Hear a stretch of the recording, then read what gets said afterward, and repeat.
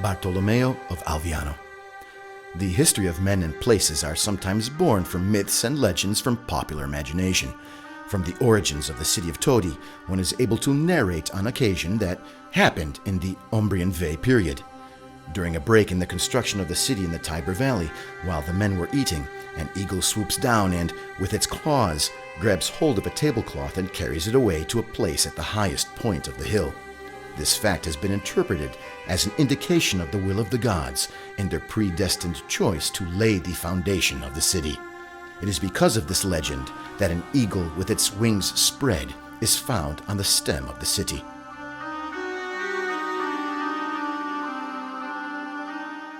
Tradition has it that the city of Todi was founded by Tudero, head of the Umbrian Way, but his name probably derives from the term tuler or tutere, which means boundary. In fact, for a long period, the city formed its boundaries between the territory of the Umbrian people and that of the Etruscans.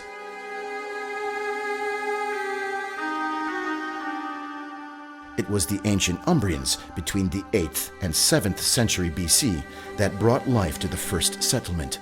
Later, between the 5th and 4th century BC, the Etruscans built the first city structures, protected by a strong wall surrounding it, which, still today, one can admire its remains.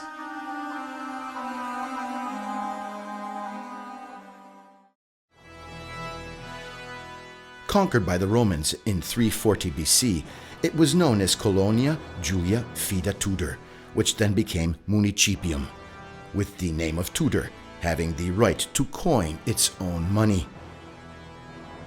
When, in the Augustan age, the Tudor citizens are annexed to the 6th Royal District and enrolled in the Clustumina tribe, the city expands, protected by new walls.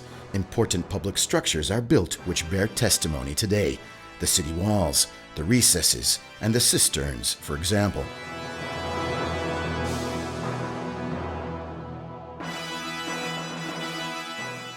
In 760, Desiderio, king of the Lombards, and Pope Paul I divide the territory of Todi along the confines of the Duchy of Spoleto.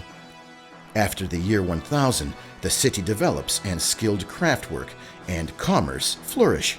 The heads of artisan corporations begin to acquire a reputation known as priors, and in the 12th century Todi becomes a free municipality. In this period, the city is involved in continued skirmishes with Orvieto and Spoleto, while within its confines are bloody struggles between the Guelfa family Atti and the Ghibelline family Chiaravalle.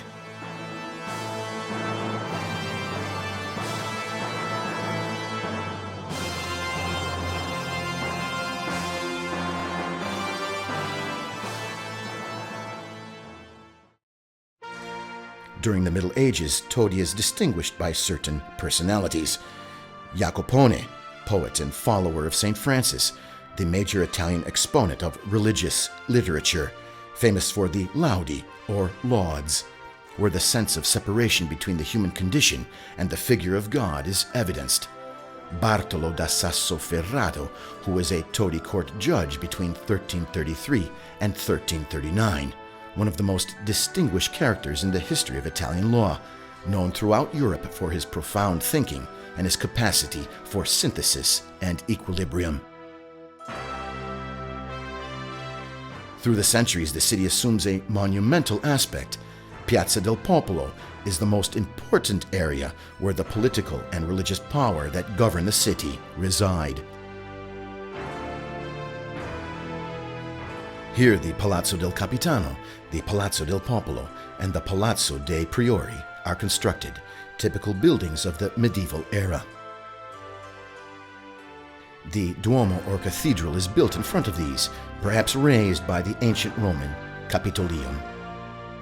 It was initiated in the 12th century in Romanic form and completed between the 13th and 16th century in Gothic style. The facade is decorated by a large 14th century rose. The Temple of Saint Fortunato, dedicated to the patron saint of the city, rises majestically in the late medieval period upon a large stairway, with the facade remaining unfinished, ornamented by a splendid portal.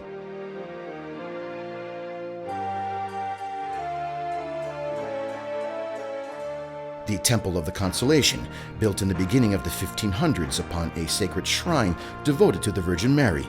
Its imposing dome and central map has been attested to Bramante, but it is, in fact, a work of Cola da Caprarola and the Lombard school, and has also seen Baldassarre Peruzzi, Il Vignola, and Ippolito Scalza contributing to its final realization.